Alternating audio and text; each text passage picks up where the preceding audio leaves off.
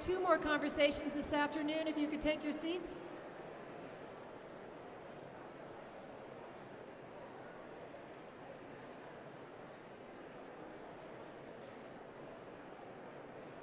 If I could grab your attention, please. Thank you very much. We have two more conversations this afternoon, both excellent. Would you please welcome Washington Post columnist and professor at Georgetown University, EJ Dione, and the domestic policy advisor to the president, Melanie Barnes.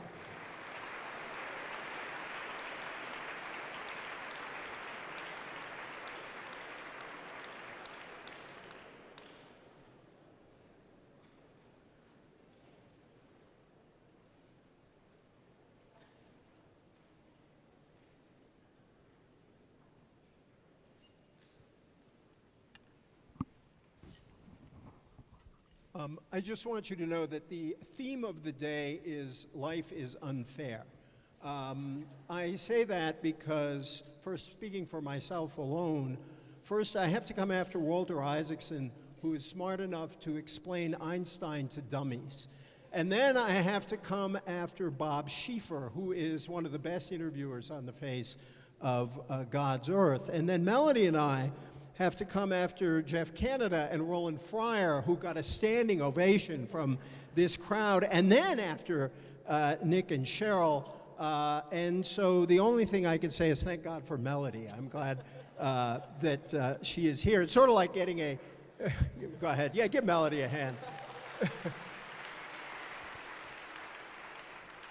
Sort of like, we got a great speaking slot for you, you know, this guy Ronald Reagan, Bill Clinton, Barack Obama, then you know. So we are very happy to be here today, and Aspen is a wonderful place. I was thinking of Melody's colleague David Axelrod's favorite line about Washington and its focus on winning and polling, and he said every day is election day in Washington. Every day is a seminar or a concert at Aspen, so I hope you enjoy your time here. Absolutely. I just want to start, I want to kind of back into our discussion. Both of us, we discovered, are children of teachers. Both our moms were teachers. You grew up in Richmond. You went to the University of Michigan, and then you went to the University of North Carolina, then to Michigan for law school. Who do you root for? I wanted to ask you. But could Carolina, of course. How did your background, oh, and then you also were in first grade, the first year of busing in Richmond. Can you talk about how that experience kind of got you to where you are? Where did you get a passion for these questions? Well, first of all, thank you so much. Thank you, Walter and David and everyone for having us here. And in particular, EJ and I have been saying for some time that we were going to get together and have a conversation, get together and chat. We just didn't know we'd be doing it in front of so many people, but it's a pleasure to be here. As EJ said, I grew up in Richmond. My mother is a teacher and has always had a passion for education and taught for the first 9 years of my life before she went back to school and got her master's degree and went on to become a curriculum specialist, but I think throughout her career has always in some way touched children. My dad was, actually I remember my father's graduation from college, and my dad was in the Army and went back to school when I was an infant and working during the day, went to college at night, and then graduated from college when I was about 4 years old. And we talk about the kinds of investment this country has made in education. My father will say very aggressively and very firmly, thank God for the GI Bill, and the importance that that's played and the importance that education has played in his life, in our life as a family. And I see that over and over and over, that story about education being the great equalizer. We heard Jeff and Roland talk about it, and the ticket to opportunity, the ticket to the middle class, certainly the importance in the African American community, but we see it played out in community after community. And I think for me, as someone who left New York as an attorney in the private sector and went to Washington to do civil and constitutional rights work, and thinking about issues through that lens, ultimately working for Senator Kennedy on that set of issues, but then branching out and recognizing that civil rights and education are intertwined. and that the moral and economic imperative around doing better for our kids in the area of education is critical. That without education, we can't expect our kids to have the kinds of opportunities that we want for them. That's been part of our narrative as a country. But at the same time, there's an economic imperative, both the economic security for children who become adults and become parents and have families, but also for the economic opportunity of our country. The way that education is connected to innovation, is connected to growth and competition and competitiveness for us as a nation. So I've, over my career, seen all of those things intertwined, and that gives me such great passion for this, both on the personal level, what it has meant to our family, but also seeing this over and over and over again as I go to school after school after school around the country. Could you talk a little bit, you talked about your work for Senator Kennedy, which I think is when we first met. Liberals, I think, have gone through an evolution in their thinking about this issue. And their focus early on, for good reason, was on school integration. It was on underfunding of a lot of poor schools and poor school districts.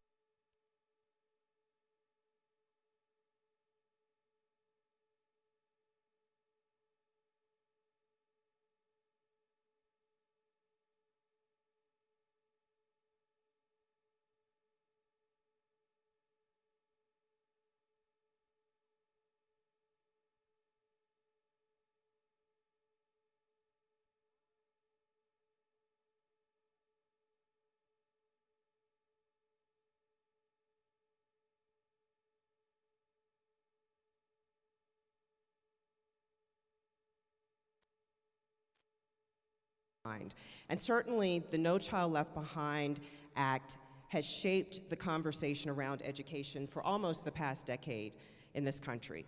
Now, the good news about No Child Left Behind is that it focused the country on standards-based education, on accountability, and what Roland and Jeff were talking about, the necessity of closing the achievement gap.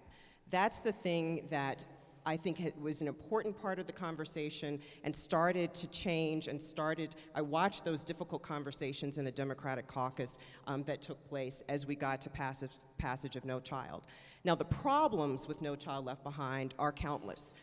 One being the lack of funding around it, but two, the fact that it was so incredibly rigid. It was a cookie-cutter formula to education that doesn't reflect what's actually going on in districts, what's going on in states, and unfortunately, because it focused on failure and success and not excellence and growth, it has driven down standards in the United States. When you think about the fact that 8 states have dumbed down their standards around math, and 12 states have dumbed down their standards around reading as a direct result of No Child Left Behind, you realize that we have a problem on our hands that we have to reform. We can't throw the baby out with the bathwater, that focus on closing the achievement gap, but all the other parts of it are right in our sights in terms of the kinds of reforms that we need for K through 12 education.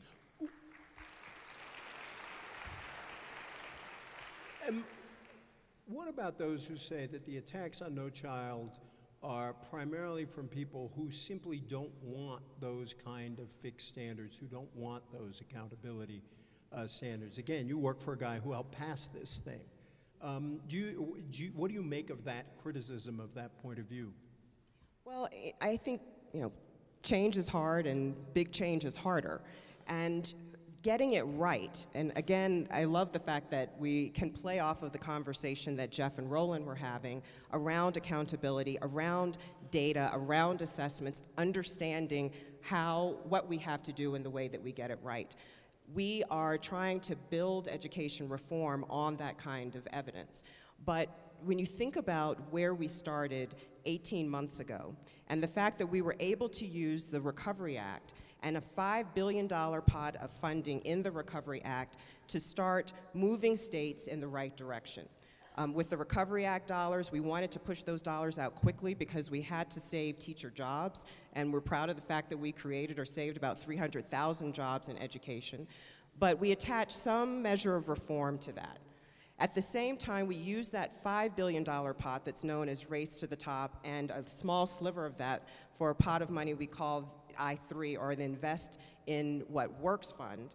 And we started to drive reform. Before we even put a dollar out of the door, we watched states start to change their policies, their laws, so that they could compete for these dollars in 4 different areas. One, we have to turn around our lowest performing schools, and that's something I hope we get to talk a little bit more about. We're talking about the 5% of the schools in this country that are the very worst. I'm not talking about schools where you say, oh, they're having a bad day, or it's a mediocre school. I'm talking about schools that are disastrous for our children, and we have to turn them around, and we have to, based on evidence, use models to start to change that. So 1, turning around those schools. 2, investing in and providing support for excellent teachers and leaders. We have always talked about the importance of teachers, but also excellent principals that are leading every school and sending a message through the bloodstream of those schools about collaboration, about professional development, about curriculum development, et cetera. 3, something Roland and Jeff also talked about, the importance of data. And I know that's an issue that kind of makes people's eyes glaze over a little bit. Not here, not here.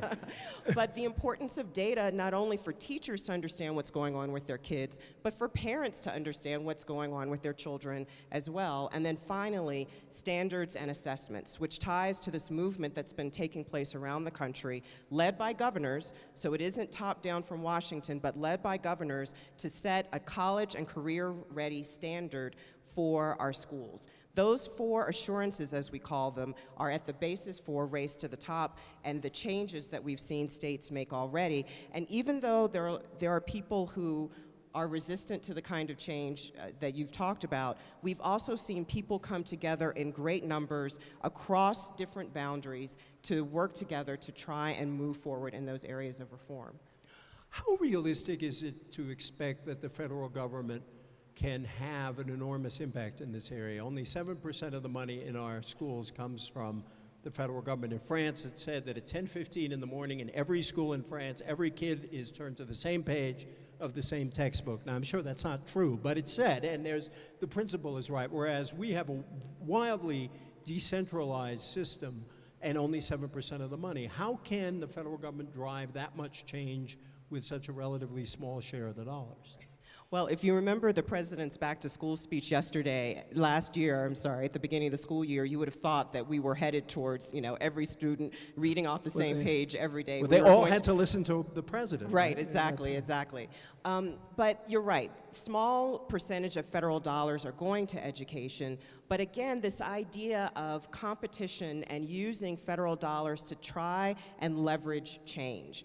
And going back to what I was saying about Race to the Top, 32 states have already in some way started to change their laws around reform, with regard to charter schools, with regard to use of data, breaking down that barrier that exists in many places between evaluating teachers and student performance. So we've been able to use federal dollars to drive that change, to increase competition, doing it again through that smaller fund that I talked about that we've used to leverage private dollars to $1 billion fund, again, to get the juices flowing, to inspire change and competition. Now, one of the things people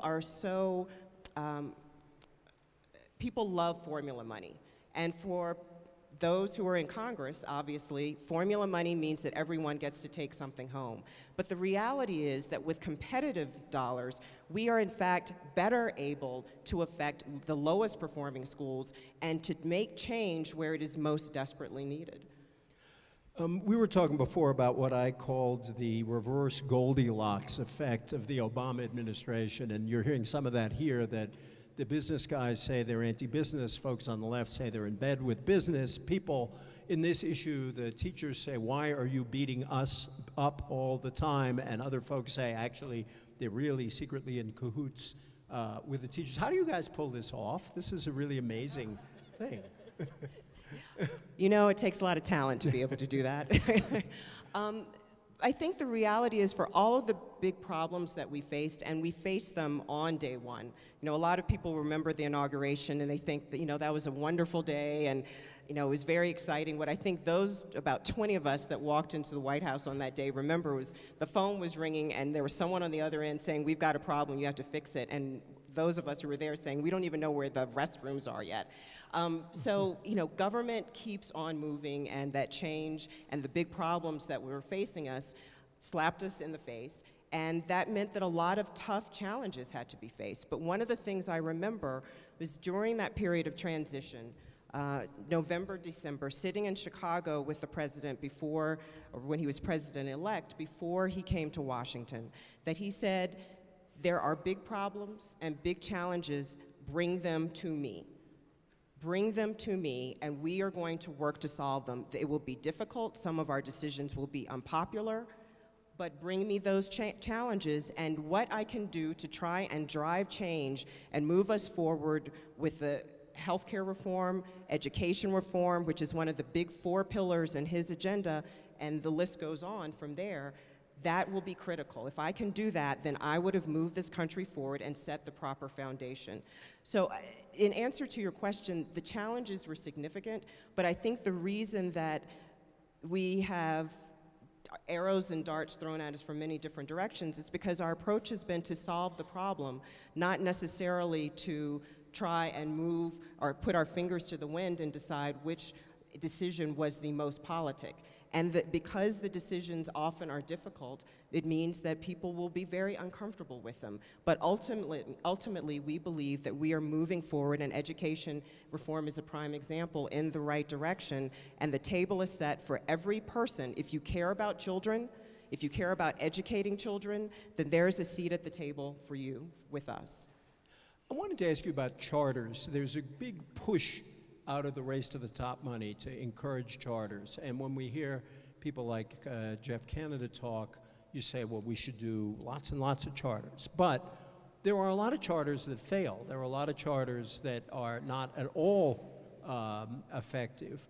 Are we being, or are you being, tougher on sort of traditional kind of schools than you are on charter schools? Are we going to have the kind of accountability for charters that we are looking for, if you will, regular schools? Right. No, absolutely. I think people hear the first part of the sentence and they don't hear the second part of the sentence. And again, consistently, we've said charter schools are an important facet of the education jewel. Charter schools, magnet schools, you know, as you were saying, kind of the traditional public schools. At the same time, every single one of those schools has to be held accountable. And if you're a bad charter, then you don't deserve our support. You shouldn't be in business. That's the focus. The focus is a great education, an excellent education for every student. It goes back to the theme of race to the top. And as I say in many meetings when I'm sitting in the Roosevelt Room in the White House, this isn't a race to mediocrity. This isn't a race to, oh, we're just going to be okay. This is a race to the top, and every single child deserves an excellent education. And as I've gone all over the country, I've gone to schools with student populations that most people have given up on.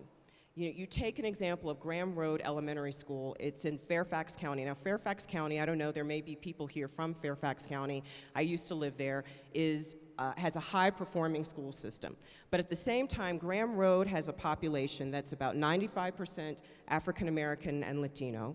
80% of that population is on free or reduced school lunch. So that tells you something about the socioeconomic background of many of the students who are going there. 5 years ago, the principal of Graham Road decided we are going to turn this school around. And collaborating with the teachers there, professional development and support for teachers, the use of smart use of data, all the things that we've talked about, we know are elements that can turn things around. They've brought into their school, and now 100% of those 6th graders at that school have passed the state reading test. 96% of them passed the state math test. Those are standards, and those are results that you won't see in most places in the country. So we know we can do it. We just have to have the will to pass the reform, to do what's necessary, to push past the roadblocks to get it done for those kids as a moral imperative, for those kids, for their economic security and their future and our country, if we are seriously going to compete, and if they are going to be ready to go to college.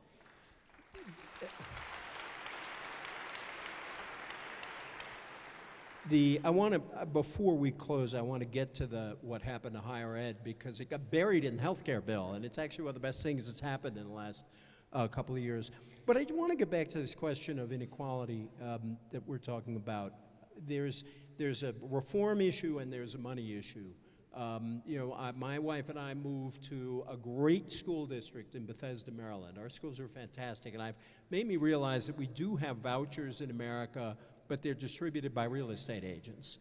And that if you cross Western Avenue from DC, you are crossing into one of the best school districts in the country. Now, DC's getting better, but it's still a vast gap.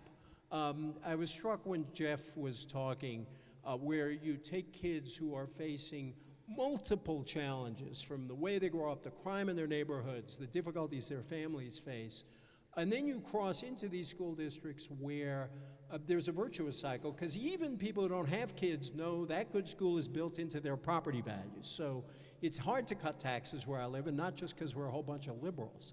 How do you begin to address this? I mean, it's not just, we can talk about excellence that happens in a place like that Jeff Canada has set up, but we're talking about thousands of schools. How do you begin to get a handle on this? A couple of different things, and just an aside on, people buy homes for school districts.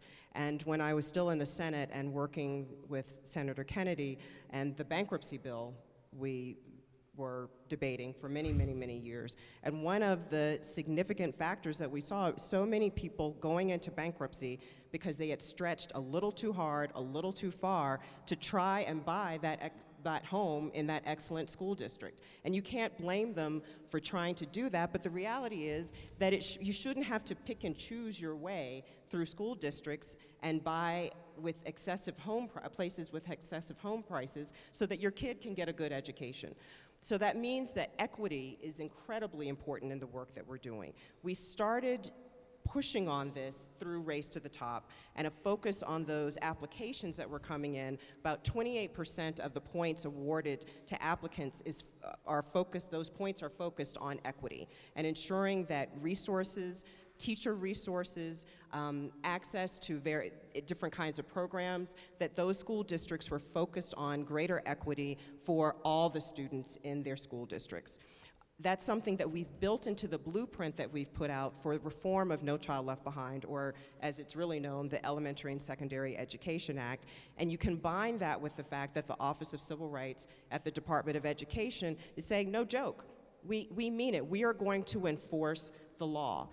And if you are adhering to loopholes in terms of comparability for different schools in your school district, and you're playing a game so that one school can get so much more while students elsewhere get so much less, we're going to hold you accountable for that. If you're not focused appropriately on equitable distribution of resources within your school district, there will be less flexibility for you as a school district using federal funds.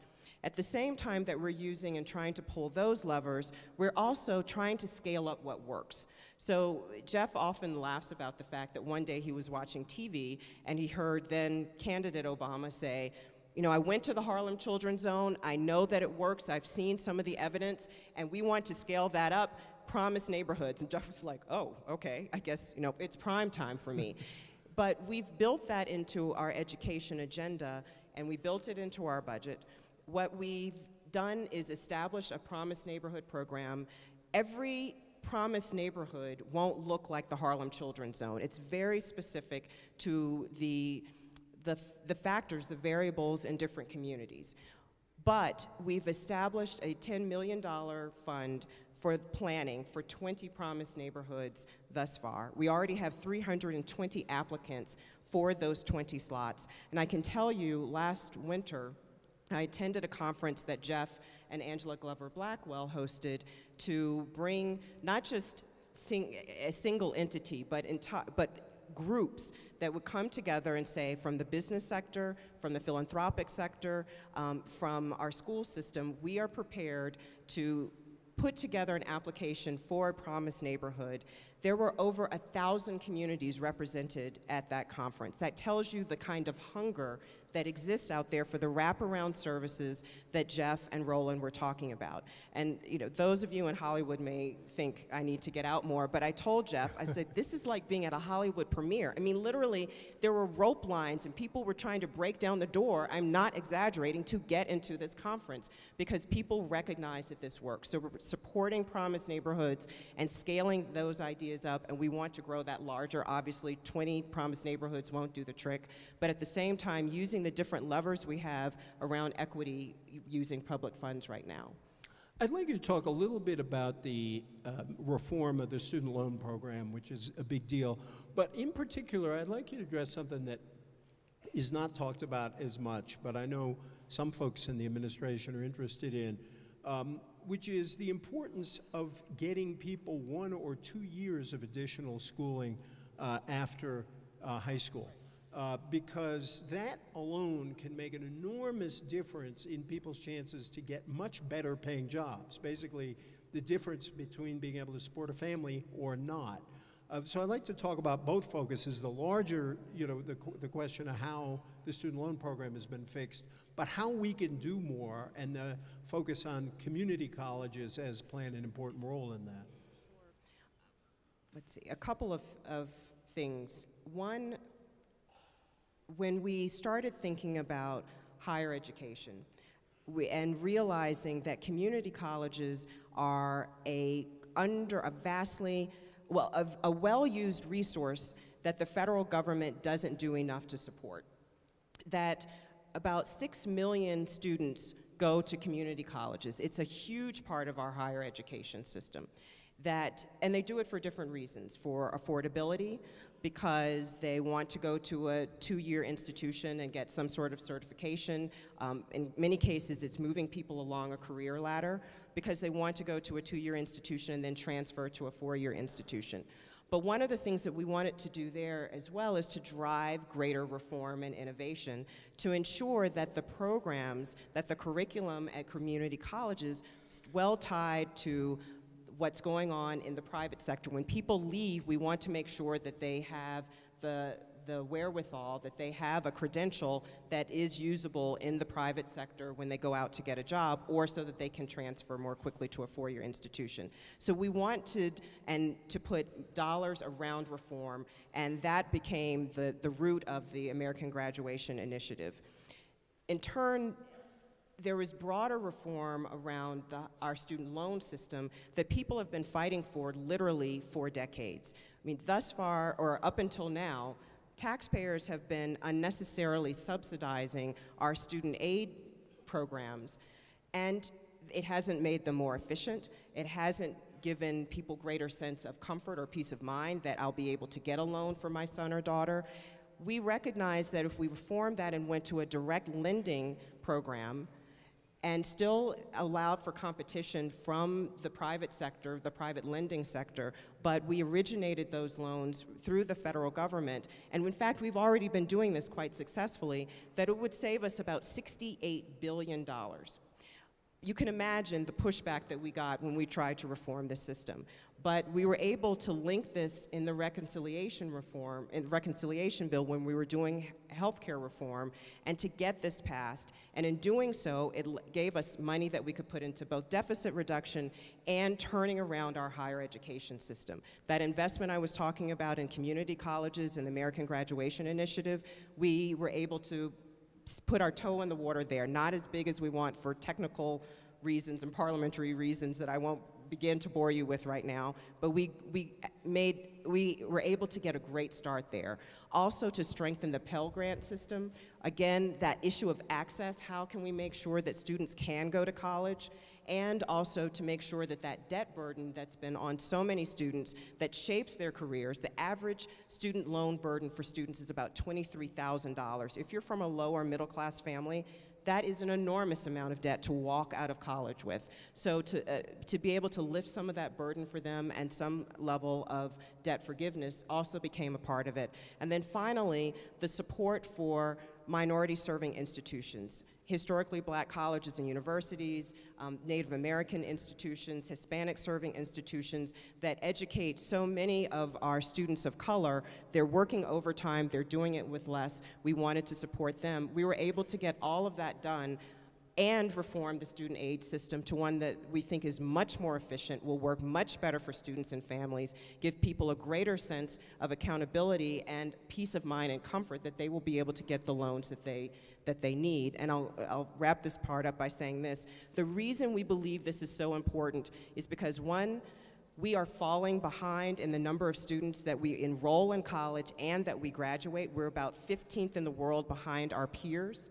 And that is a slip over the last generation where we were #1 in the world. This goes back to what I was saying about innovation, growth, and competition for our country, and the fact that half of the fastest growing jobs in the country require a bachelor's degree now. When we look to 2016, we recognize that many of those jobs are going to require a graduate degree. If we don't have kids ready for college, K-12 reform, and we aren't able to get them into college and make sure that they complete and graduate from college or community college or some form of higher education certification, we are, again, doing them a disservice and doing our country a disservice at the same time.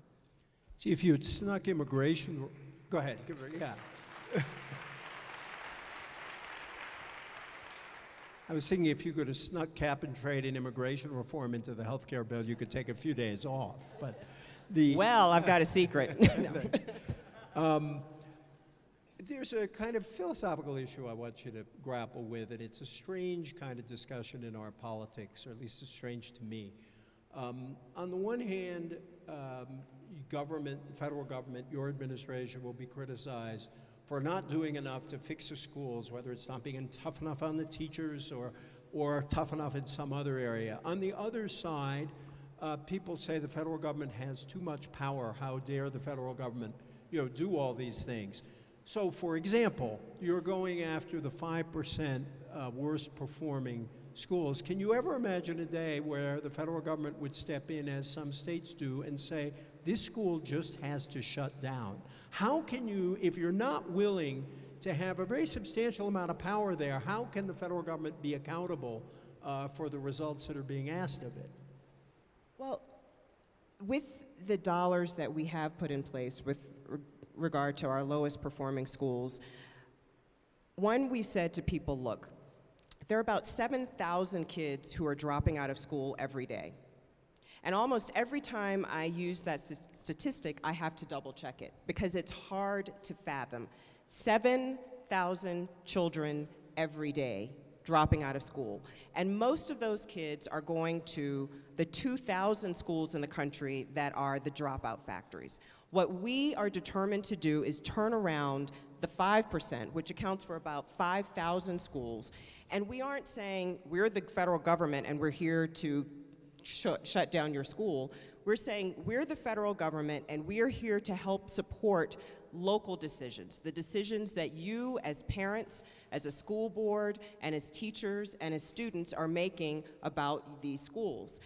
We aren't, again, going in with this cookie cutter and saying, do it this way, close this school down.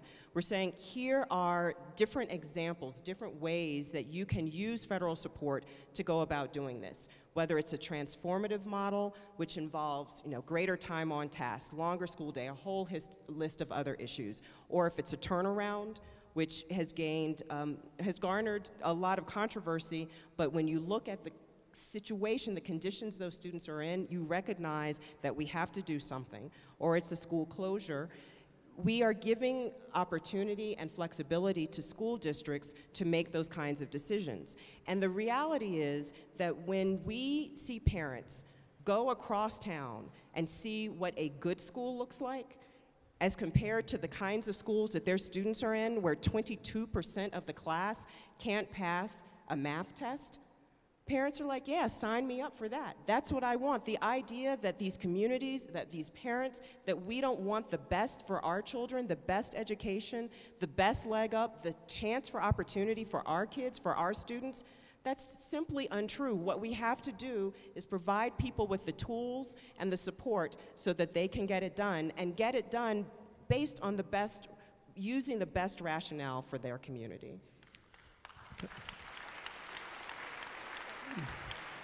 And I want to say thank you for giving us an education today, and God bless your teacher mom. Thank you all very much. Thank you.